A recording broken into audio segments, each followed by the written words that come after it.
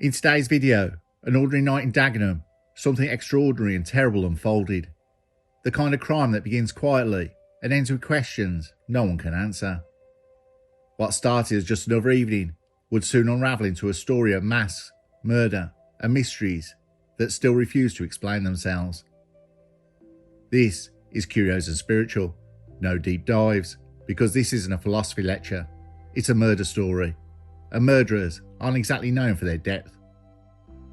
We'll stick to what happened, the police investigation, and a trial.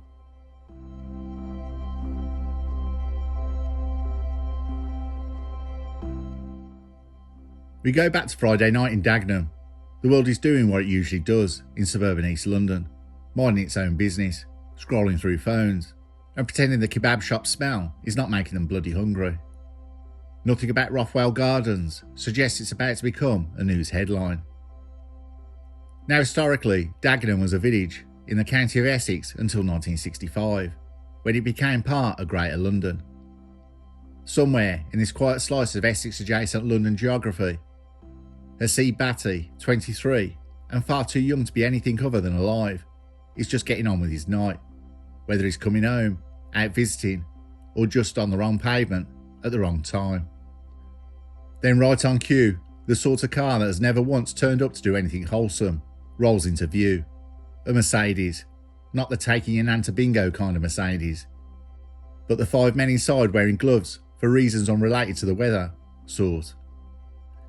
It stops, the doors open, and out tumble what might charitably call men with a plan, armed with knives, mass, and a firm disinterest in being subtle. The attack is fast, frenzied, and utterly one-sided. One man, 50 years old, gets stabbed and somehow survives. Proof perhaps that luck occasionally shows up for work. But Haseeb isn't so fortunate. He's cornered, stabbed and left in the street, while the Mercedes and its occupants screech off into the darkness. The whole thing takes minutes, the kind of minutes that ruin entire families. By 1:30 a.m, someone had dialed 999.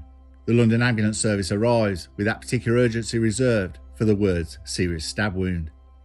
They find the 50-year-old victim first, bleeding but conscious, and whisk him off to hospital. He'll live to tell the story, which is precisely what the attackers didn't plan for.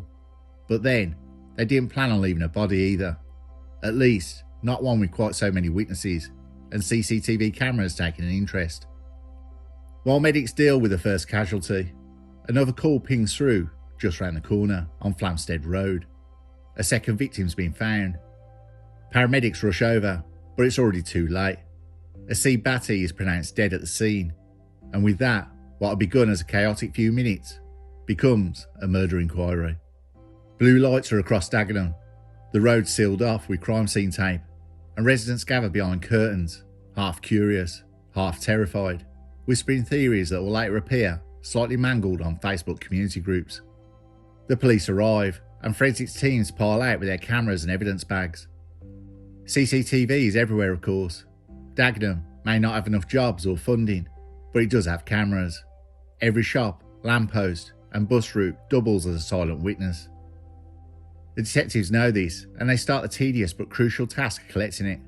Hours of footage that will later prove that no matter how fast you drive away, the lens always catches you. Back at police headquarters, they start piecing together what little they know.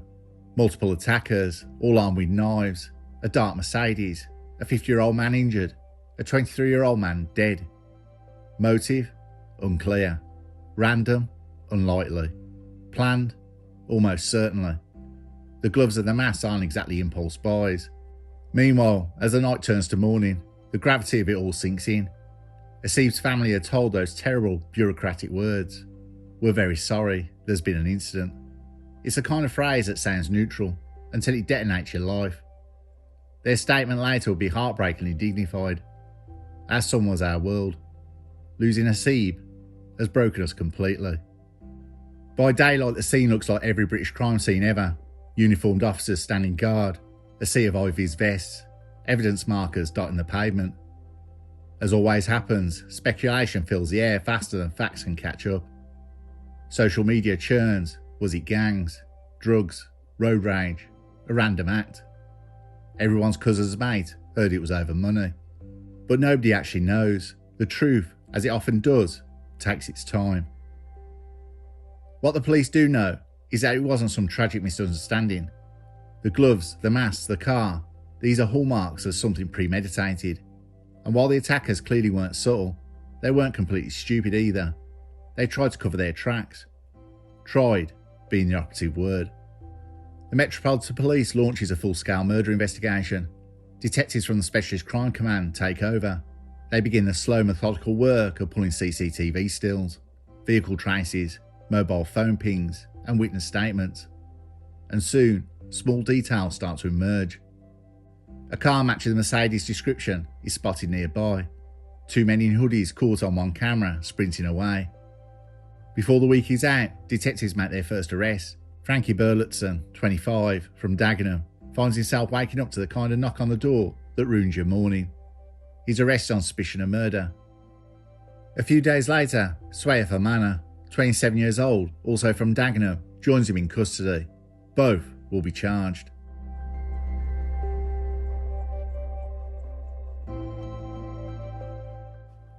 The Met Specialist Crime Command now had one job: figure out who in Dagenham decided knives were a personality trait. The first step, evidence. There's the obvious kind: blood, gloves, CCTV. And the less cinematic but more lethal kind: metadata, phone pings, receipts.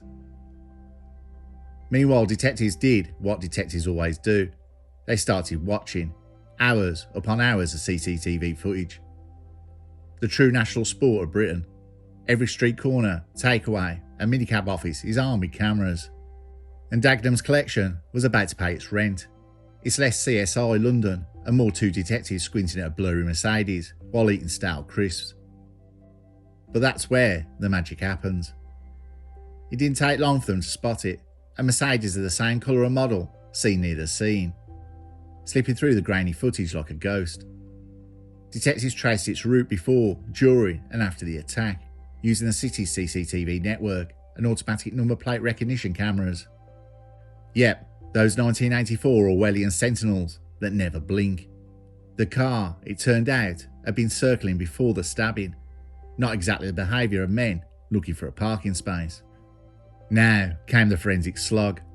The murder weapon wasn't immediately recovered because killers rarely leave calling cards, but blood patterns and wound trajectories gave the pathologist a clear picture. Multiple stab wounds, delivered with intent. A single strike may be a scuffle, several is a mission. The gloves and balaclavas later linked to the suspects had been purchased beforehand, proving the difference between spontaneity and planning. The investigation widened. Detectives pulled mobile phone records because no one commits murder without first sending a few incriminating texts. Location data started to map out a route. Phones moving in convoy, signals pinging off local towers, timelines lining up with CCTV. It's the 21st century equivalent of footprints in the mud. Cross-referencing the data began to reveal familiar names to local policing teams. Swayf Amana and Frankie Burletson, both Dagenham locals, started appearing as common denominators in the mess of metadata. Next, witness canvassing, the least glamorous, most essential bit of detective work. Officers knocked on doors, waking up Dagenham, one bewildered house at a time. Did you hear anything? Did you see anything? Do you know anyone with a fondness for sharp objects and late night drives? Most said no. One neighbour mentioned seeing a dark Mercedes speeding away, like it stole something, which in a way, it had. Within a week, the net started closing. The first real break came when Frankie Burletson was identified through a mix of vehicle data and phone records. Detectives tracked his movements, found inconsistencies, and then did what British detectives do best: turned up at dawn and politely ruined his day. He was arrested on 24th of April 2024 for murder. A few weeks later, following further forensic analysis and phone triangulation, Swayf Amana joined him in custody on the 27th of May 2024. By that point, the police had enough to convince the Crown Prosecution Service that this wasn't a maybe. Both were charged, the paperwork filed, mugshots taken, and the understatement of British policing rolled out in a press release. 2 men have been charged following the death of Haseeb Bhatti. Translation: we got him. Meanwhile, the forensic timeline solidified. The Mercedes was seen arriving near Rothwell Gardens just before the attack. Minutes later, the victim stabbed. Then the car left at speed towards Dagenham Heathway. Minutes after that, phones associated with the suspects went dark, as though someone finally remembered airplane mode isn't just for flights. By midsummer, detectives were satisfied they had their men. Case conferences with prosecutors began slideshows, timelines, maps dotted with little red markers. The Crown Prosecution Service agreed to charge both with murder and grievous bodily harm with intent for the surviving victim.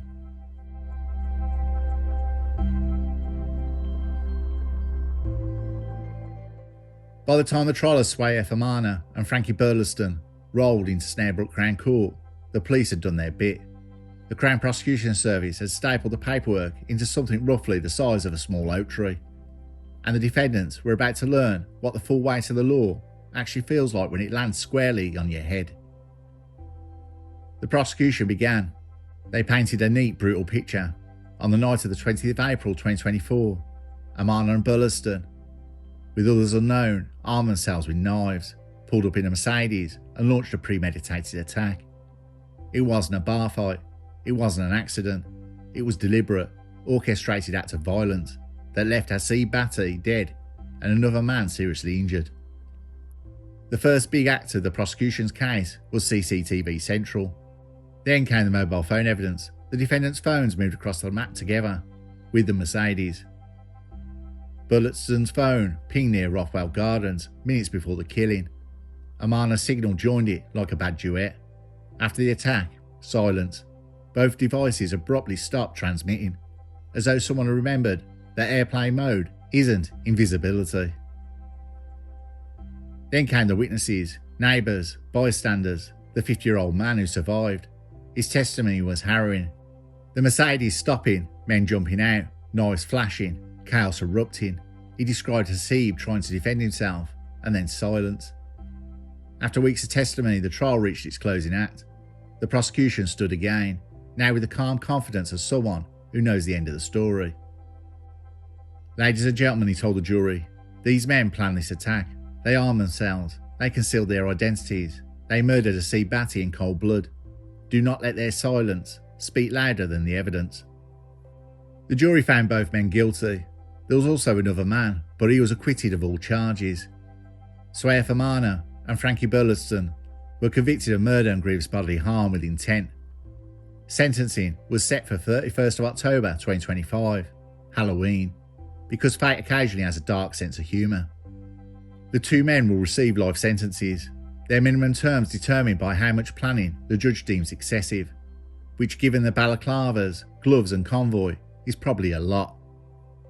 On the 31st of October 2025, Frankie Burletson and Swayf Amana were sentenced to life imprisonment, with a minimum term of 22 years each. His Honour Judge Sanders, who made several significant comments during the sentencing at Snarebrook's Crown Court, described the attack that resulted in the murder of Haseeb Bhatti as a coordinated vicious attack involving 5 people, all armed with knives. He noted the tragic loss of the young man and his life ahead of it, and that the impact on the victim's family was devastating. He emphasised the brutality of the attack, highlighting that Amana and Burletson were part of a group that showed no mercy to their victims. The judge reflected on the senselessness of the violence that led to Mr. Bhatti's death when determining the minimum term. The judge considered the aggravating factors, including the use of multiple weapons and the level of planning involved. The judge stated that the two men would now face the consequences of their actions and expressed hope that the sentence would bring some peace to Haseeb's family.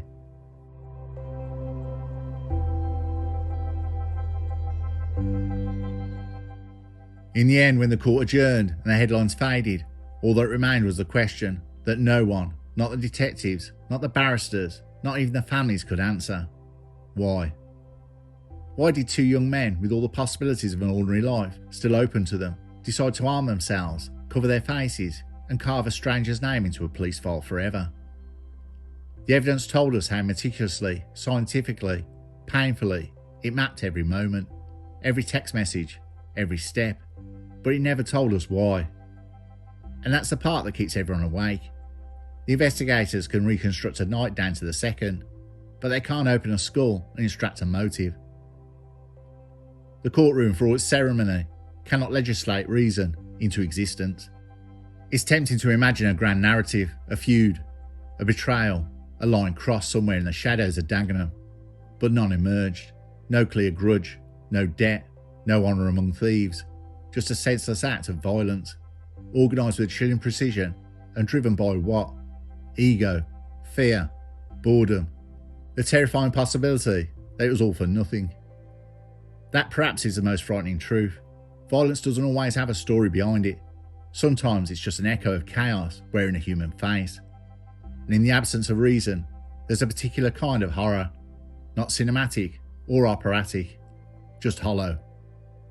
For the detectives, closure came in the form of guilty verdicts. For the family, it came in the form of an ending that still did explain the middle. Justice, yes, but never understanding. And so we're left with the quietest truth of all. Sometimes evil isn't born from purpose, but from vacancy, a momentary absence of humanity, where reason should have been. In the police files, the case is closed. In the courtroom, justice is done. But in the minds of everyone who watched this video, including myself, it never quite is. Because the only thing worse than knowing why something happened is never knowing at all.